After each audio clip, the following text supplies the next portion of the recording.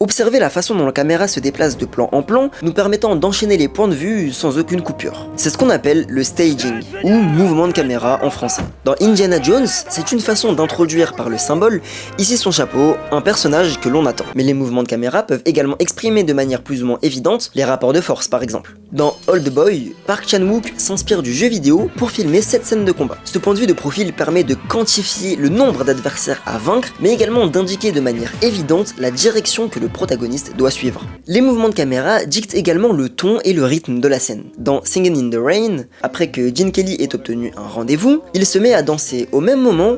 La caméra se met à flotter comme sur un nuage. Cela apporte de la légèreté à la scène durant toute la chorégraphie, jusqu'à ce qu'il arrête de danser, à quel moment la caméra revient se poser tout doucement, comme si on lui remettait les pieds sur terre. Le staging confère également à la caméra une puissante force suggestive. Dans Taxi Driver, lorsque Travis Bickle va pour téléphoner et s'excuser, la caméra reste avec lui un temps avant de s'éloigner peu à peu jusqu'à l'abandonner complètement pour donner sur le couloir. Il n'est plus au centre de l'attention et il n'a plus aucune chance. La caméra l'invite ici à raccrocher et à s'en aller. J'adore ce plan. Comme on l'a vu en intro, Spielberg exploite énormément le staging. Que cela soit pour dynamiser les enchaînements de dialogue au sein d'une même pièce, comme c'est le cas ici dans Jurassic Park, ou ici dans Minority Report, pour donner un point de vue omniscient à l'action durant la fuite, nous permettant d'observer l'entièreté de l'environnement avant de recentrer l'action sur l'un des personnages principaux.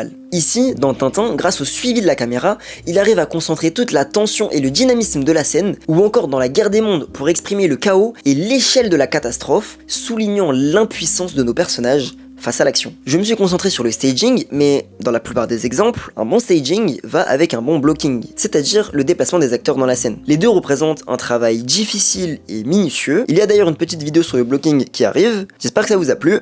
C'est ciao.